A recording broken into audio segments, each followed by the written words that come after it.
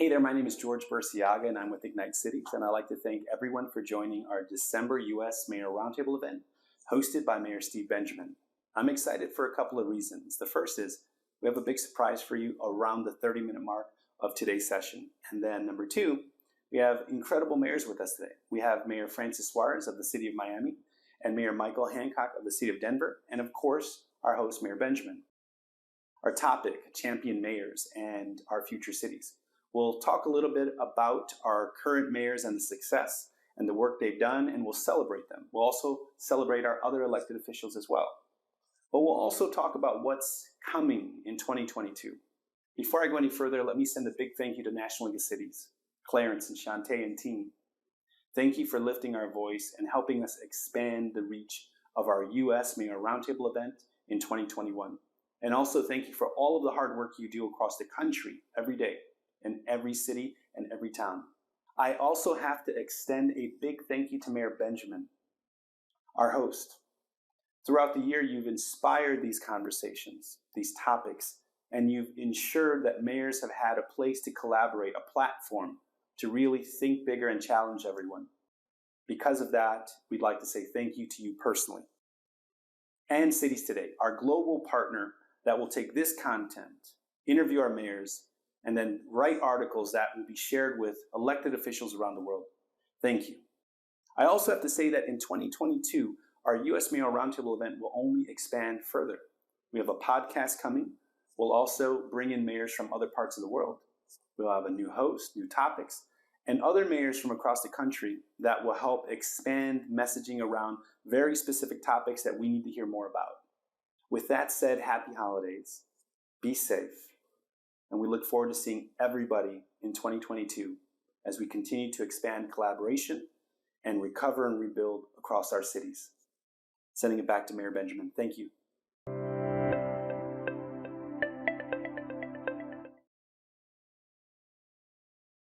want to thank everyone for joining us for our final gathering of 2021. This has been quite an incredible ride working with Ignite Cities and our friends and family at the National League of Cities on these U.S. Mayoral Roundtables. Quite frankly, they have helped not just me, but I know so many of our city leaders, cities, towns, and villages all across the country make it through some of the most difficult times that American cities have seen probably in our history. It seems entirely fit that we'll close out this year talking about our champion mayors and our future cities. It's amazing as we work our way through the greatest pandemic since 1918 and the greatest economic disruption many of us have seen since the Great Depression and the greatest social unrest since maybe 1968, all wrapped up in the last 2 years. They will also see ourselves on the precipice of amazing opportunity, record amounts of sums coming from the federal government, the repatriation of our tax dollars, and those cities, two cities equally yoked, who are one who's thoughtful and creative, thinking about ways in which we can not only light up our cities with broadband, but how you close the gap, addressing issues of equity, will be very different places economically, culturally, as well. We have today two of the most incredible mayors this country has ever seen. And I say that without exception, not just great executives and public administrators, but I would dare say just knowing them well and knowing what they've dealt to the great moral leaders of our time. And the mayor of Denver, the great Michael Hancock, and the mayor of the city of Miami, Francis Xavier Suarez, our incoming president of the U.S. Conference of Mayors.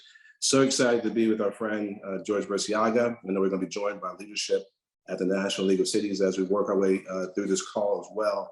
But I want to thank George. I want to thank you and Ignite Cities for your incredible work, not just with those of us in government, but bridging the divide between government, technology, and business leaders, serving as a resource for all of us in some very special ways. I want to thank again NLC and all the members who are joining us on this call. We have over 200 city registered leaders, from mayors and council members, so many other government champions on this call today. Folks are on here from New Orleans, from Columbus, Coral Gables, Denver, St. Louis, Tampa, Atlanta, Miami, Orlando, Toledo, and so many other cities from all across the country. So again, I want to thank everyone for taking the time, not thinking it robbery, to be with us here today. So as always, during today's event, if you have any questions, you can submit them via our Zoom Q&A feature, or you can email us at askme at ignitecities.com. So again, thank you for joining us. Let's go ahead and get started. I've introduced these two superstars, and I'll vacillate between calling them mayors and calling them Francis and Mike. They are two of my dear brothers, and so glad to be with both of them. George, I'm just going to jump right into the questions, if that's all right. I'll just say one thing really quick, Mayor. First Sure. of all, thank you. I just want to say thank you to Mayor Hancock for jumping on. When I mentioned what we were doing, his response was immediate. There was no hesitation or delay in engaging to ensure that this conversation happened. And of course, Mayor Suarez, thank you. We talk on a regular basis like Mayor Hancock, and as soon as I mentioned it, you were like, done. How do we get this? When do we start? So I just want to say thank you to you both. And of course, I have to say thank you to you, Mayor Benjamin, for inspiring the conversations, really driving what we're talking about, challenging everyone, thinking outside of the box, and of course, making sure that this platform started. You started this with us. So I want to say thank you for that. NLC, I have to say so. Clarence is on a flight and he was delayed. So I want to say thank you to Clarence for lifting our voices as we've continue to build this roundtable event. Without NLC, this would not have happened. And Clarence, we will wait for you when you do land. You'll jump on and we'll just bring you right in. But I want to say thank you to all of their teams for doing everything they've done, for really lifting our voices and really ensuring that everyone has an opportunity to help improve the way we live, our cities, our towns, our villages, everywhere across the country. Just want to say thank you to them and Cities Today. So Mayor, with that said, I'll give it back to you. Absolutely. Thanks, George. And thank you for giving me an opportunity to do my very best. Oprah Winfrey, some mayor who I won't mention, named Suarez from Miami, just told me I'm doing my bigger version of Oprah as opposed to my little version of Oprah. So I'm gonna have to drop some weight before we get together at his inauguration in a couple of weeks. I was looking at some of the data from our largest hospital system here. And although we have so many more tools, we're working our way through this pandemic right now. We've watched over the last 2 weeks our hospitalization rate go up by 50%. More and more people as we kind of learn to live with the virus, live with Delta, live with Omicron as well. We know the pandemic has hindered all facets of society. I think we all know that if you get vaccinated, it significantly decreases your chance of having serious illness and certainly decreases your chance of death. Would each of you maybe talk a little bit about what you've done to maybe encourage vaccination amongst your citizens right now? Go ahead, let you go first, Mr. President, then Mike, and we'll go back and forth. All right? Thank you, Mr. Mayor. And unfortunately for me, I suffer from brutal honesty syndrome. And so, it's not for lack of love.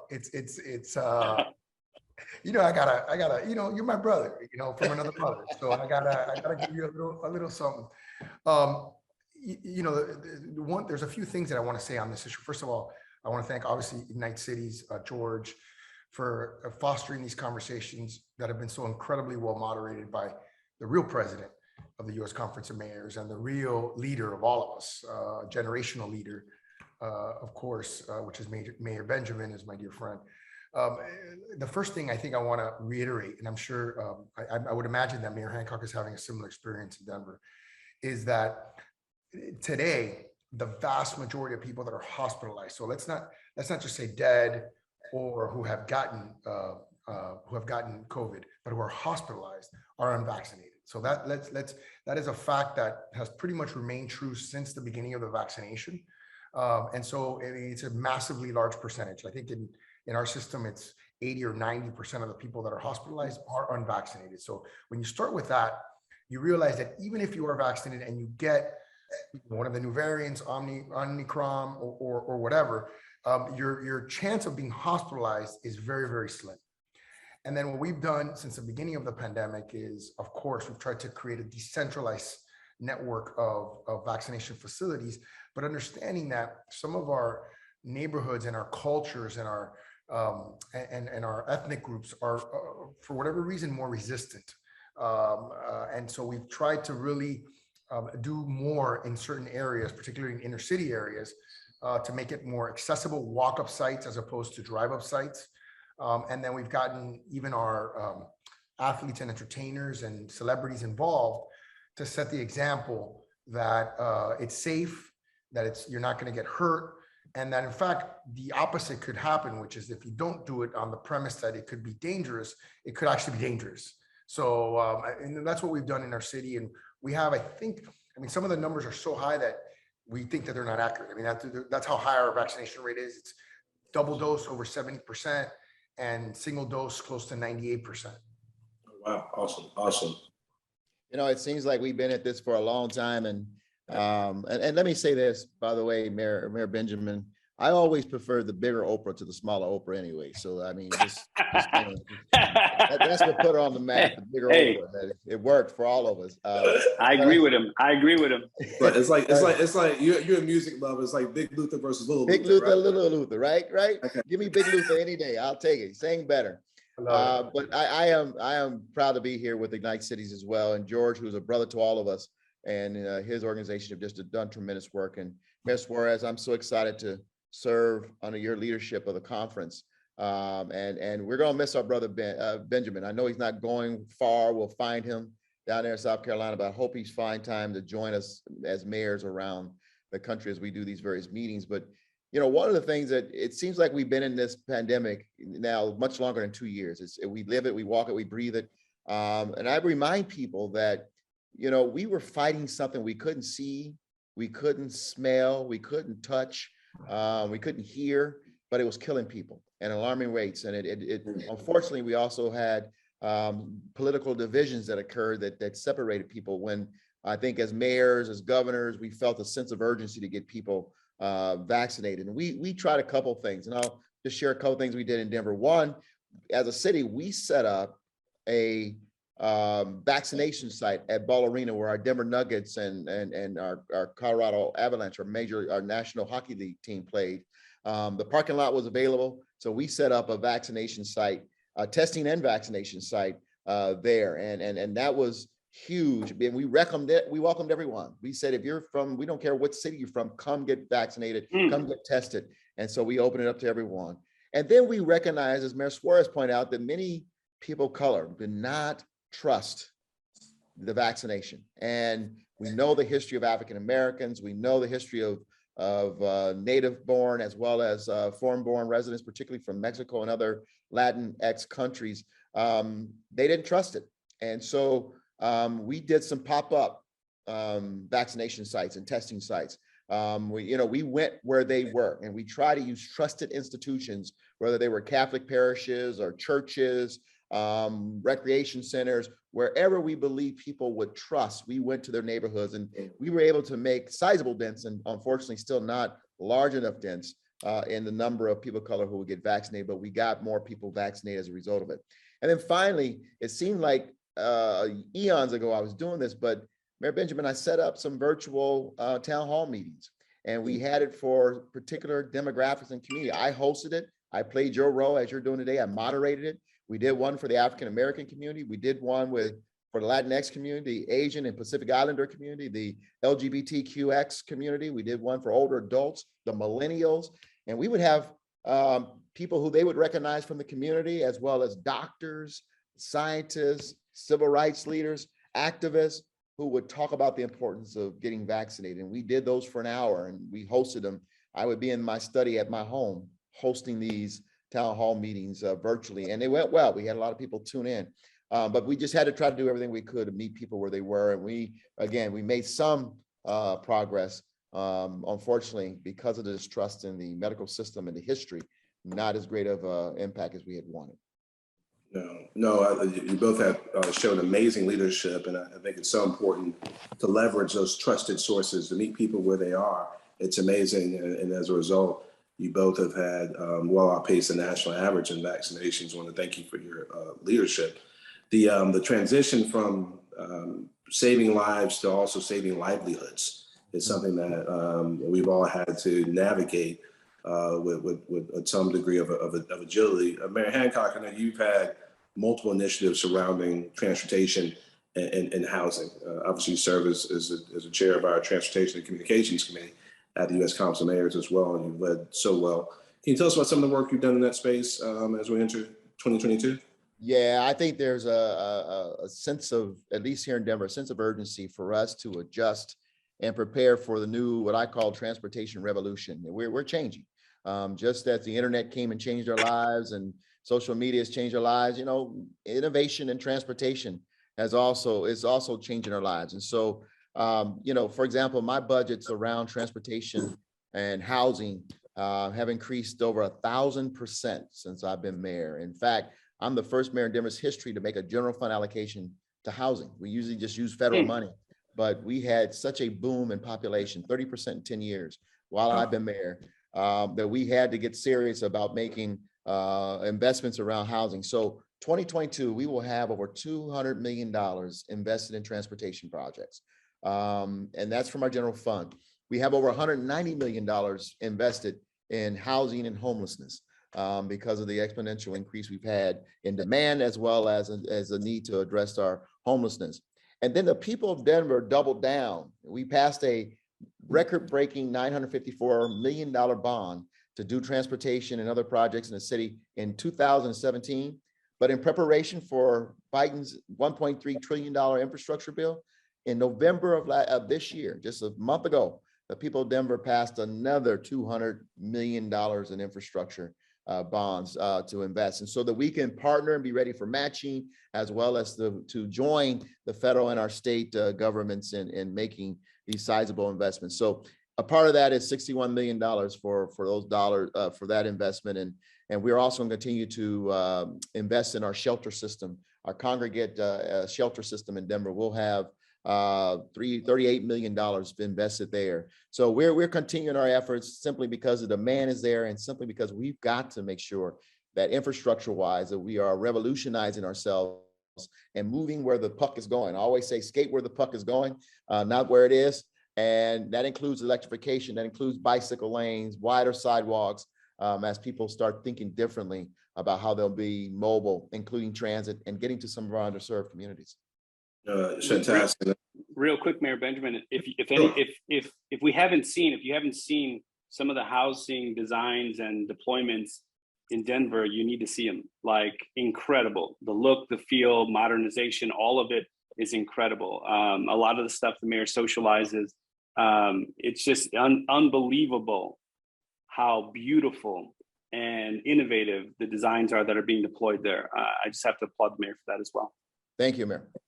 I'm gonna pivot. Although I know this issue is important to Mayor Suarez, so you can touch on it too, Francis, if you want. But I'm curious as to how many of those housing units can you buy with one Bitcoin? Because as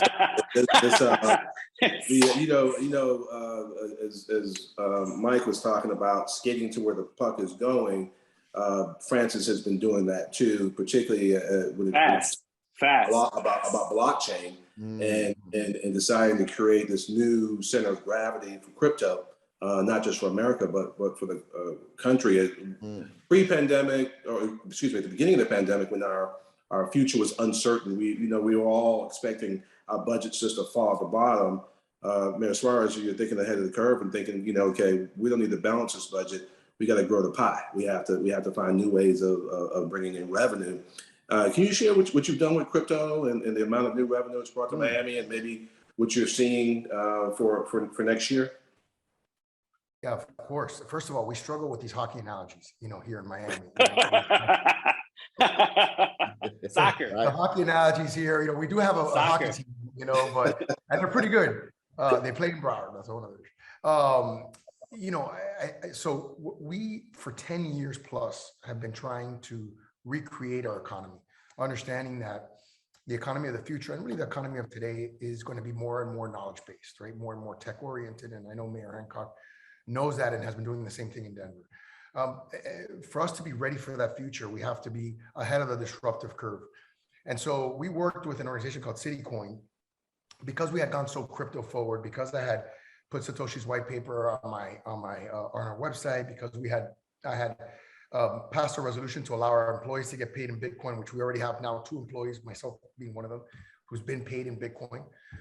And then we went as far as to do this collaborative project with a city coin to create a Miami coin that a percentage of the mining revenue in Bitcoin, the entirety of the mining revenue goes to the miner, 100%.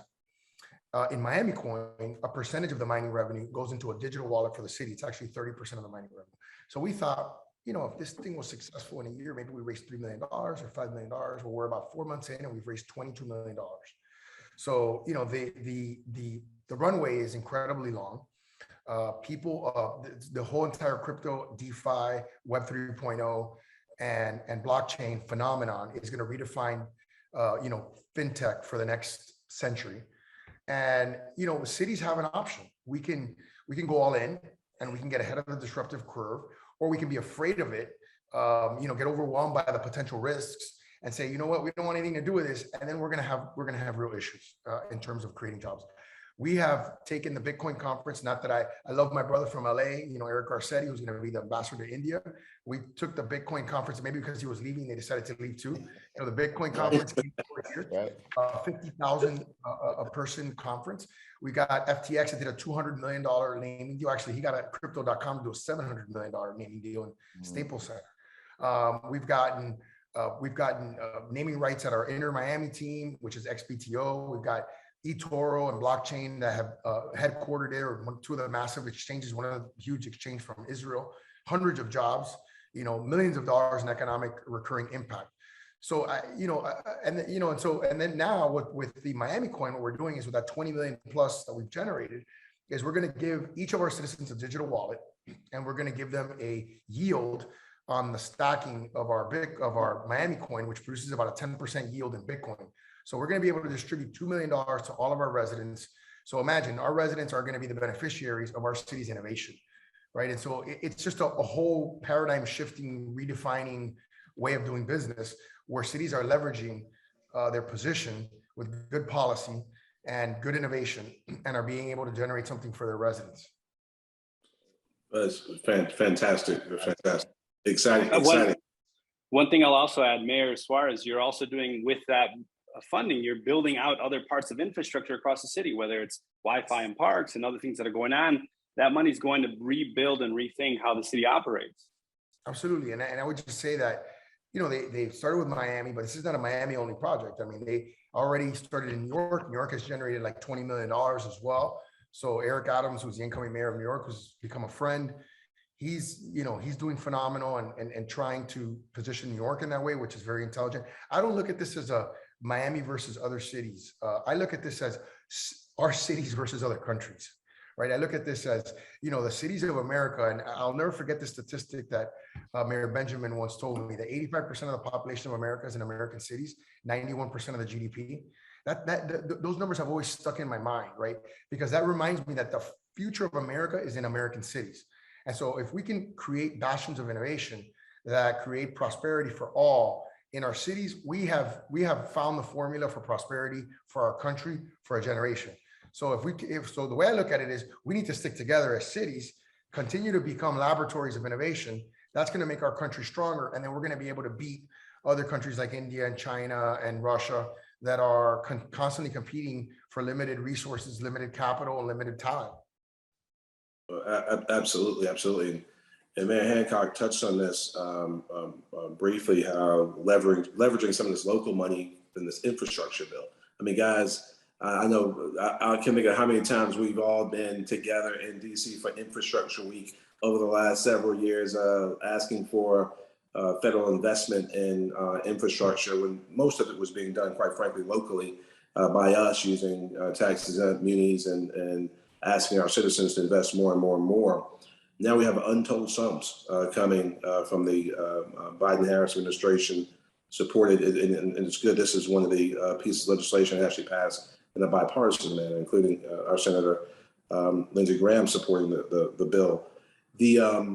With the infrastructure bill signed, and Mike, you touched on some, and Francis, maybe you can touch on some as well.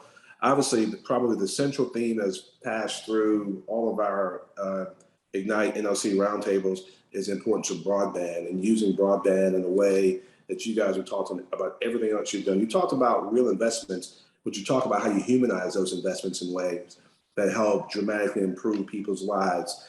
With the infrastructure bill passing, what are some other broadband or transportation projects that might be shovel ready in your respective cities that you might be able to leverage, maybe even with private investment too, to get these projects done? What do you have on the drawing board?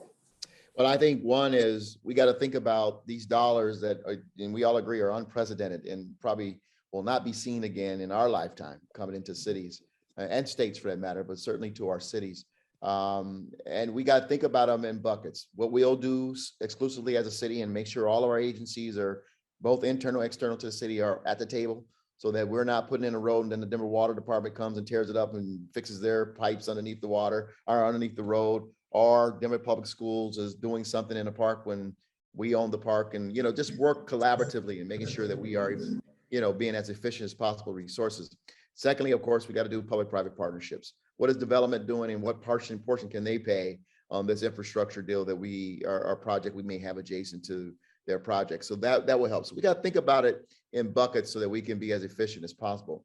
But let me say something, because you mentioned a word that an issue of infrastructure that I think as Americans, we had our eyes open to the inequities of access to broadband during the pandemic. Every one of our cities had young people who were sent home during the start of the pandemic. And every one of our cities saw young people go home and unfortunately were unable to continue their education because they didn't have access to broadband.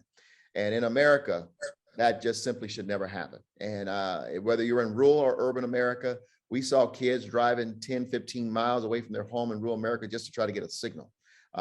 We saw kids in Denver in the middle of the winter huddled up against the library just so they can get the signal from the library. That to me was an embarrassment. And so I think what we're going to focus on, Mayor Benjamin, is universal broadband access in Denver. We already started during the pandemic. I ordered our technology services to get working on it. And we'll be looking for partnerships to continue that on. But the reality is that our eyes have been open and we should never allow for gaps in broadband access to occur again in our city, particularly now that we know. Amen to that. Real quick, just to stay on schedule. Mayor Benjamin, I wanted to mention something that both of our mayors here are well aware of.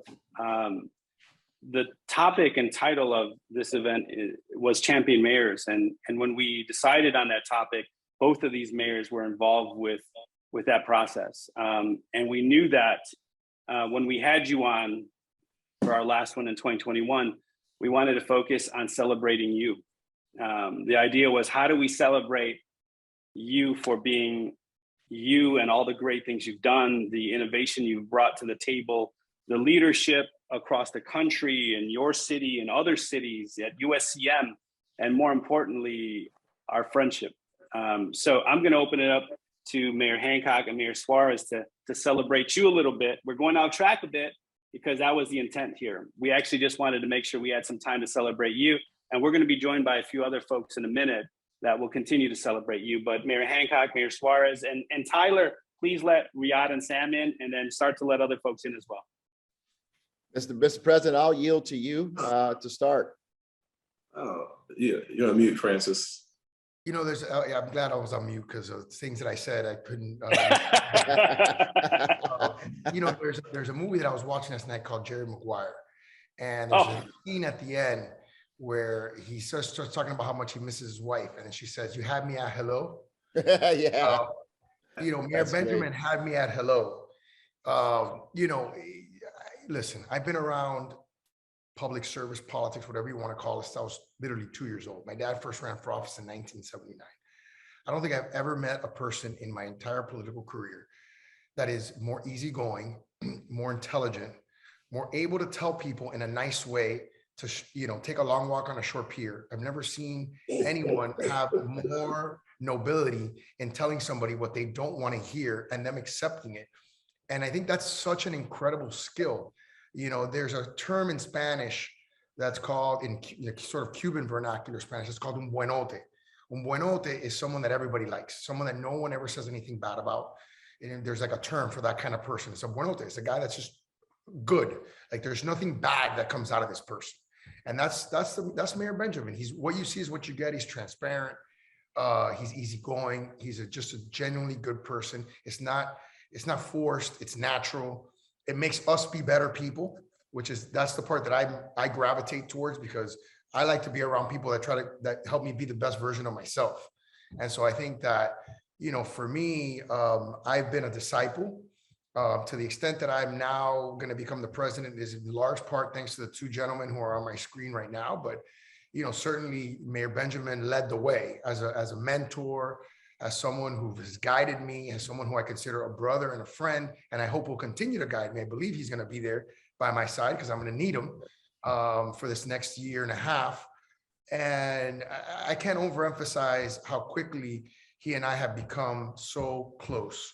And I would do anything for him. He knows that. If I had to go to drive to South Carolina myself, which I can't stand driving, if I had to go out there on my own without my detail, right? I would go out there by myself driving. I would tell my wife, honey, gotta see something about my friend. And I'd go out there and help him because, I've never met anybody in public service quite like him. I absolutely agree with that. And this is a real honor for me. And I know, Brother Benjamin, your heart. So when I say what I'm about to say, you'll know exactly where I'm going. In Matthew 7, verses 15 through 20, the Bible teaches us that you will know them by the fruit that they bear. But it starts by saying a good tree cannot bear bad fruit. And you are a good man. And that's the soul that I saw when I first met you. And today, and George knows this, I've seen it firsthand. All over this country, there are mayors taking oath of offices because you gave of your time and treasure to help them. And I watched it personally. I know I've reached out to you and said, hey, man, we got somebody here and there. I need you to lean in. You're like, I'm there. And I've seen you write the checks to support them. And many people today are realizing their dream to lead their cities because Benjamin. And I think in my eyes, as Mayor Suarez pointed out, I've been around politics since the age of 13, and I have met many true and false prophets. And I've seen good leaders and bad leaders. And you are a good man. And many of them are great think they're great because of what they say, but many of them are great because of what they do. And you're a great man, not just a great mayor, but you're a great man because of what you've done. You have brought many people along. You didn't just do it yourself. You said, I'm bringing others. And to me, that's what a good tree does. And so, amen. Thank you. Thank you for touching me. Thank you for touching our friends. And thanks for making this city, this nation better, because you've helped many men and women get elected who are making their cities great. Love you, brother. Amen. Me too, man. Amen to that. And the ending of that, love you, brother. Listen, we do love you. There's a lot of love right here, right now. Yeah. And I'm gonna tell you, there's some other folks on here right now that you can see that as soon as I sent that text, they were like, there was no delay. It was about 3 seconds that I'm there. Mayor Cantrell, you wanna chime in and tell your brother how you feel? Well, I was listening to Mayor Hancock, and he talked about a good man, and I thought about Neo and singing that song, Good Man, Good Man. And I'm just so grateful to have had your support from the very beginning. And you swooped in like Superman, to help your sister and to make sure that I had the support and your support and your reassurance of that every step of the way. So I am forever grateful. And I just look forward to continuing to lean on you. I know that you're not going anywhere. And that's something that continues to give me the strength to stand and weather any challenges or any adversities, and also the good stuff that's coming our way. But I just thank you. And you are a good man. You're a stand-up man, a great father, just a great husband. And that spirit of humility you embody that. And I just appreciate you. because I'm learning from you, and I feel just more confident in my leadership style and it's in this capacity from watching you. And I just want to you know, I want to pay it forward based on how you've paid it forward as well. So thank you and love you. And I know Christmas is your wife's favorite holiday. So you gotta send me the how she done decked the halls. You know she does it. She about to break me, but yeah. I'm gonna go in the order. First of all, Mayor Contrell, that was beautiful. But I'm gonna also go in the order that I see folks. So there's no specific order. I'm gonna go to Mayor Hardy Davis, my brother. Let us know how you feel. So, and I'm gonna be the nice guy I am. I'm gonna pitch it to Steve, or he's mid-meeting right now. I'm gonna go to Steve and then I'll come back. Steve, okay. I'm sorry, Mayor. I really appreciate you letting me butt in front of line here. This is actually really a pretty important meeting, and no one can understand why I just walked out. But it's just really important to do it. Everybody gathering for Mayor Benjamin. You know, my time as being mayor, I'm not sure there's anything I have valued more than I have the relationships and getting to know the other mayors, work with other mayors, learn from other mayors. And within that body of people, there is no one that exemplifies more of what it is that I love about the U.S. Conference of Mayors than you, Mayor Benjamin. From the time I came in and you made me feel welcome and involved, the way that you have given me repeated wise counsel, the respect that you have of your peers. I'm going to jump right back in because I can hear them already calling me, but you're just phenomenal, and I want to be part of this. Thank you. Thank you, Steve. Thank you so much, brother. Mayor, thank you for that. Mayor Hardy Davis. Thanks, George. You know, I echo the same. I've heard all of the other mayors. I had the fortune of meeting Mayor Benjamin when I was legislator. We met very briefly that time when he was lobbying for a different group. And we didn't meet again until 2012. And that was probably one of the most incredible times of our lives. I was still in the legislature, but it was because of Mayor Benjamin and several others who were on a trip with me in Israel, who said, hey, look, you should do this. And so me becoming the 84th mayor of the city of Augusta, Georgia, is largely to the testament of Mayor Benjamin and the conversations that we had that ensued. I refer to him as the Godfather, my brother from another mother, just 7 miles road east of Augusta. And if I can get him to stay at home long enough, I'm gonna go over there and take him to lunch. But no, in all seriousness, I love this guy. He has been a true friend. He's been a mentor. When we refer to him again as the Godfather of this group of mayors, both male and female alike, we mean that with just humility, but also a seriousness, because you've given us all wise counsel about how to navigate through issues, of how to lean in when necessary, and how to think about things when we're not thinking about things. And you've done that well. And I wish you much success in the days ahead. I'm going to continue to lean on you in this final 12 months of my time, unless you and I decide we're going to do something else. But you are a source of counsel, my friend. And again, I just say I love you. Mayor Hancock's already been preaching, so he ain't gonna preach. Thank you, Hardy. Thank you so much, bro. Yeah, and I'm going to move to Mayor Broom. Thank you for joining. And again, someone who literally like weeks ago, when I reached out, she was like, done. Tell me when. We'll drop whatever we have to drop to make sure I'm present. So Mayor Broom, it's on you. Well, I think that we're probably going to be hearing a lot of the same thing, because we all have this connectivity to Mayor Steve Benjamin. And in my reflections, I know when I first came in as a mayor, I don't think he hesitated maybe the next day after I became mayor to reach out and call me. But even before that, during my candidacy, he was responsive and encouraging. And that's just part of his character, who he is. He's an encourager, he's an exhorter, and he has become, just like everyone else has said, someone who you feel like is really your brother, maybe not by blood, but by love. And he has become a trusted confidant. Whenever I'm in your presence, Steve, I'm always refreshed. When you came through Baton Rouge and we had lunch recently, you don't know how much that fed my soul.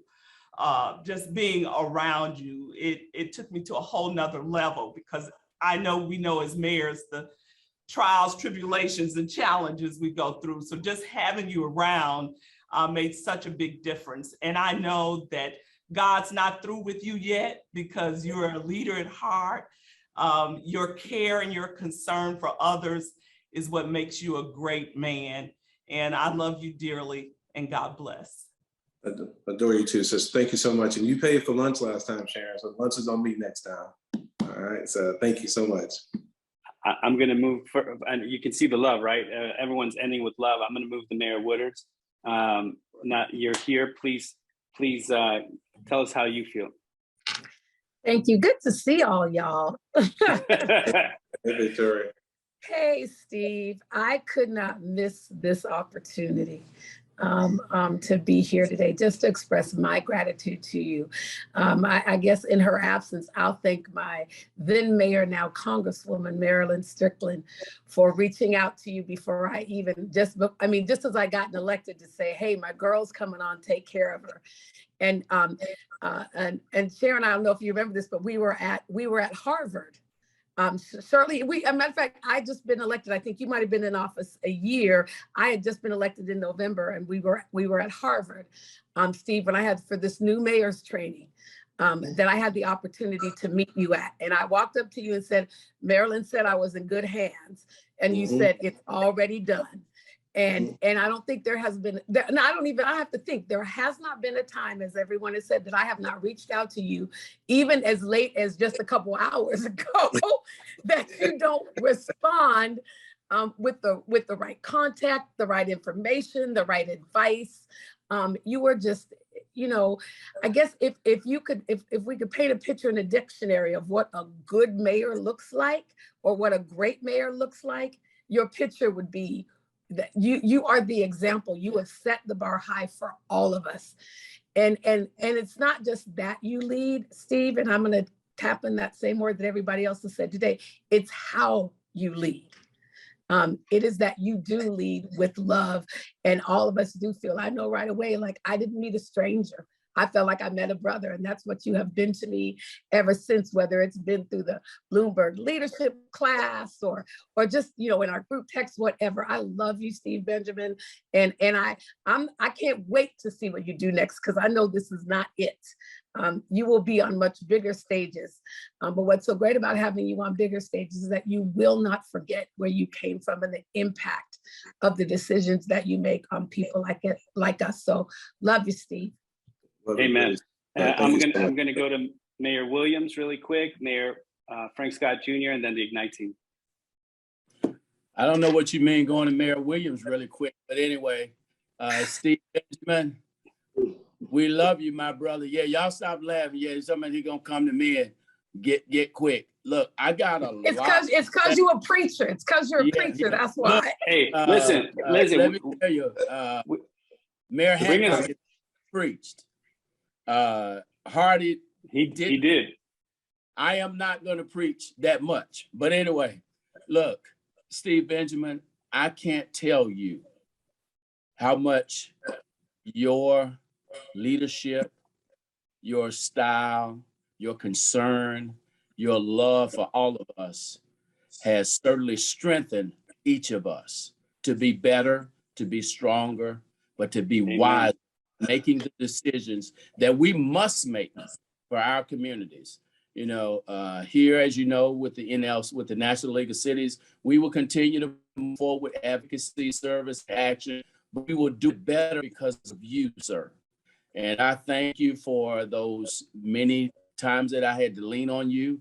And I'm sure there will be more, but I thank you so much for offering yourself up That's very important. When we offer ourselves up to our public, you know, it is our promise, our pledge that we have made that we're going to fulfill everything that we said we would do.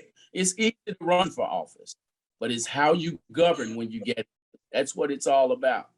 And you have led with integrity, you have led with heart, and certainly with spirit. So I appreciate you, sir. Look, I know everyone has talked about love, but let me tell you, I love you, and there ain't nothing you can do about it, my brother. Look, Victoria and I, we are not far from you. We are in Charleston right now, taking care of some business, but certainly it's good to see everyone here today. And thank you so much. God bless you so much.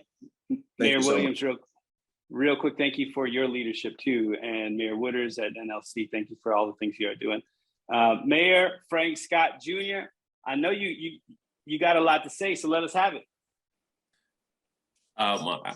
Again, Mayor Hancock did preach, so Mayor Williams and I both preachers. There's no need for us to preach today either. So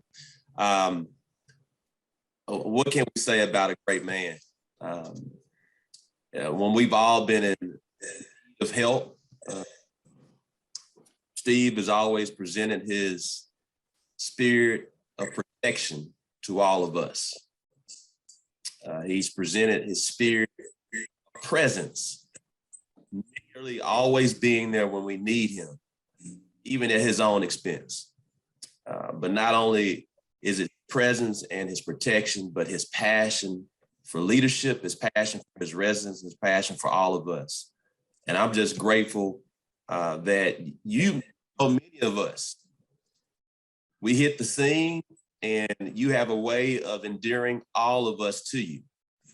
You truly are the Godfather to lead not only on the level as U.S. Conference of Mayors, but being a founder of the African American Mayors Association, the leadership that you're now doing internationally. Wherever you go, you lead. But you never forget where you come from, and you don't forget your friends, your brothers and your sisters, and that's to be commended. You truly are an example, and we are grateful for you. Thank you, my brother. Thank you, Frank. Thank you so much. George, can I say, before you go to, you know, you got say it again. All these preachers on here. You got Mike Hancock bootleg. Got Frank coming over here with 3 Ps. Come on, man. Man, listen, you got to come back with 4 Ps, okay? I'm with you. The other thing I want to say real quick, Sam, I know you got something to say to your brother. Literally, someone who's mentored you, been with you, taken care of you. Sam, I'm gonna pass it to you and the baby. Mr. Mayor, I'm gonna take off right where Reverend Dr. Hancock left off. You know, we talk about being a good man. You know, I got a call about 10 minutes before this thing is supposed to start that your niece has a fever. And so I had to go get her, but I didn't want to miss this. I think you have a cake somewhere around you that if you would be so kind as to read, Mr. Mayor, I think it's very appropriate. If you would read what it says. Read what it says. That's from everybody here. America's champion mayor, but now I can't eat it because I'm sorry. I'm gonna admire it from afar. Mayor, it looks good. It looks good. Mayor Suarez, you hear what he said? He's got a cake next to him. He said he can't eat it because what you said. Mute, mute. Maybe I'll I'm on mute on purpose. I don't want people to hear what I'm saying. You shouldn't be eating that cake. Thank you. I wonder what Chris stepped in here with Stop eating them cakes. Thank you guys so much. Thank you so much. And then so Sam, finish what you're saying. We're going to go to Riyadh.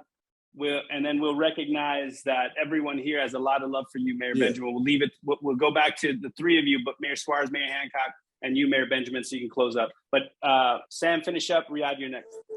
No, Ms. Mary, as you know, there aren't even words to express. You know, I think about where we came in, having the opportunity to serve as your chief of staff, to help run your campaign. I'll tell you, I can't put into words what it's meant to have had the opportunity to play a role over the last 11 years through your service, not only here in Columbia, but as everyone has appropriately mentioned, here in America and throughout the world. And so I'm so thankful for the brotherhood, for the mentorship, meeting you at 19, man. I tell you, it's been a journey. And so I'll stop there because I could go on all day. Yeah, I love to go, brother. I love you. Thank you, Sam. Riyadh? Mayor Benjamin, thank you for literally so much. Ever since day one of meeting you, right, you have wholeheartedly taken us in under your arms, right? You treat us truly like family. Every single person on this call has clearly illustrated that. I will say to everyone on this call, we have a text chain called SKB Mission Control for when we hosted these, and he would be texting, asking questions. So I'd be sending them to him, that guests were asking. And today, this is why you all are so awesome. He had literally no idea. He's like getting mad. Like he sent a separate text saying, how much time we got? Why is there a 27-minute gap in the run of show? Yeah. And I'm trying to juggle who's coming on, right? So I'm sending text messages. I'm like, oh Jesus, how am I gonna do this? Riyadh sending notes back like, just do your job. I'm like, okay. Riyadh said, just do your job. Just ask the questions. Okay. So with that, we're so thankful for you. If you were someone who's unaware of the population size of Columbia, South Carolina, you would think that it's as big as New York City, based on how big of a presence that this man has had in so many people's lives. Around the world.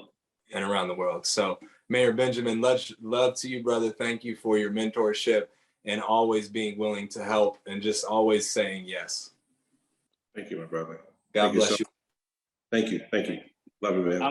I'm going to turn it back real quick to Mayor Hancock, Mayor Suarez to say a few words. Then we're going to go to you, Mayor Benjamin, to close out 2021.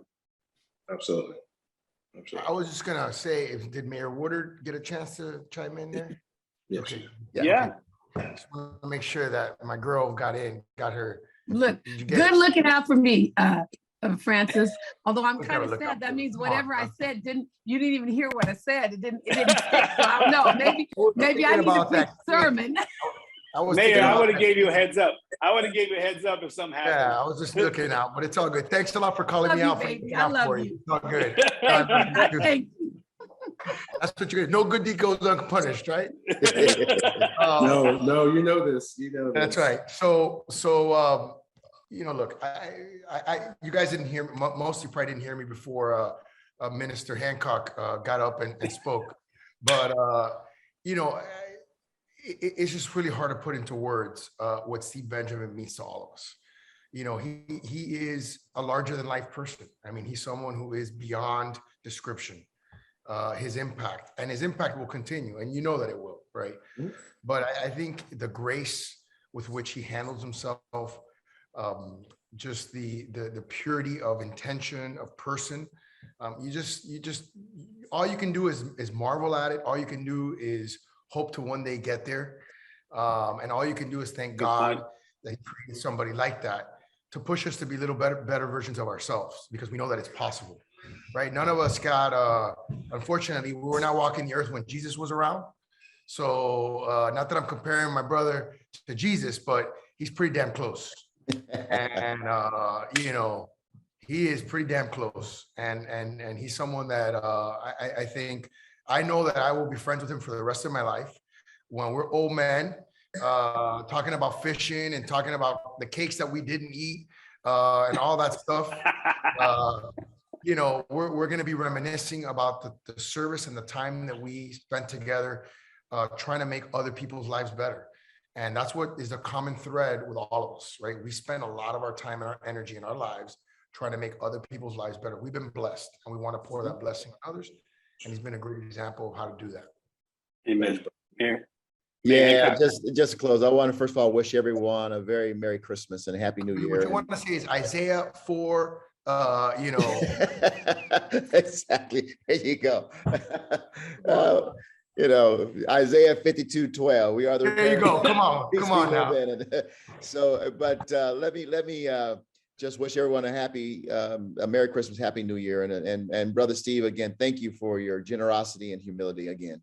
I enjoyed tremendously you being there for all of us, and your spirit in which you do it is really something we've all learned. And I think as we close, what you give us through your example, just as Jesus did, is to now go and to, now go and do the same that you gave to us and to others. And that is to help others realize their dream and leading their cities, states, wherever they're going. But amen. Again, so thank you. Thank Amen. you, Mayor Benjamin. Y'all are incredibly kind. I don't know about these references to my Lord and Savior, but I will tell you that I am perfectly imperfect, and I'm proud of that. If in fact you see my father, my earthly father and mother interactions every day, that I know that they will be proud. But I will tell you that what I've tried to do is lead by example and hope and pray that you see love, grace, and mercy in all things that we do. I have been, as many of you indicated, each and every one of you, I've been blessed beyond measure. If in fact, I know each and every one of us, if we could write the script for our lives right now, we certainly would not be exactly where we are in this moment in time. And we've been through the desert, my friends. We've had some opportunities to fail so many times, and I'm so proud of America's mayors and my brothers and sisters on this call. I'm not going to keep you much longer. I can only imagine how much bandwidth we have on this call right now, how many cities need to be run right now. So I'm not going to keep you much longer, but I will tell you, it's amazing opportunity to be eulogized while you're still alive. Thank God. I feel like I've been eulogized today. I'm not going far at all. Obviously, I'll be around and always available to each and every one of you for issues and questions, large and small.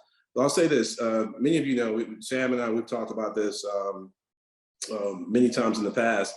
The president was in town today. So President Biden landed at Air Force One in Columbia today to give a commencement address down in Orangeburg at South Carolina State University. Met him, and I made the point, as I have with, I believe, every meeting I've had with our last three presidents that I've had the pleasure to serve as mayor of Columbia under, to wear these cufflinks. These cufflinks, they're a 4 or 5 pair. They belong to a man named Reverend John Wilson on the wall, and the mayor's office in City Hall, not my office, the mayor's office in City Hall. There's a picture of Reverend Wilson, his wife, who just died 3 years ago, never missed an election from 1948 to when she went on to glory at 108 years old, and several other African Americans who were first given the afforded the opportunity to vote unfettered, unobstructed in 1948. And I wear these cufflinks because they remind me of the journey that we've been on. In my specific case, the story of the African seed and the American son, and the reality that men and women who will never sit in mayor's offices, never have opportunity to sit in many halls of power, who gave everything. Dishwashers at Booker Washington High School, shoe shines, who served their country in World War II in Korea, and came home and never had the dignity of being called Mr. or Sir, who still under the cover of night would go to the NAACP meeting or some freedom fighting meeting just to give us a chance. In March, they cried, they died, to have a chance to be bodacious enough, arrogant enough to suggest we want to lead these cities that we love. It reminds me where I come from. It reminds me of who I am and the whose I am. I have been indeed blessed with opportunities that should have been afforded to so many years before me.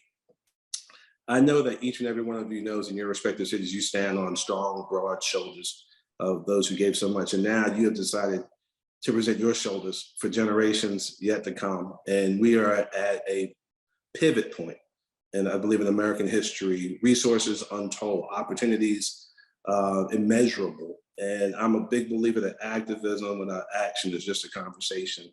This is our time to act, y'all. And if we do it, and we do it right, we will fundamentally change the arc of the lives of so many kids in our communities that people have forgotten about. So just keep being who you are, keep doing what you do. I will tell you this, You poured a whole lot of love on me. Each and every one of you has enriched my life. And I'm thankful. Love you guys. I appreciate you. And I'm not going anywhere. I'm going to be probably around some of you more than you want to be around me the next several years. But just thank you. Thank you for all that you are. Thank you for all that you represent. We have no time to slow down right now. We got to go full steam ahead. And I'm a rock and roll with you every step of the way. Ignite family, Mayoral family, this is my family. Love y'all, and thank y'all for taking a little bit of time from your schedules to do this. This was humbling. Between Rayad harassing me on the text thread and Sam asking my security detail 10 times where I'd be taking this call today because he wanted to make sure apparently where this cake was going to be delivered. Now all these things are starting to connect the dots a little bit. So love y'all and thank you so much. Amen. Hey, happy holidays, everyone. Be good, be safe, and we love everybody. Talk to you soon. Much love. Bye-bye. Much love to everybody.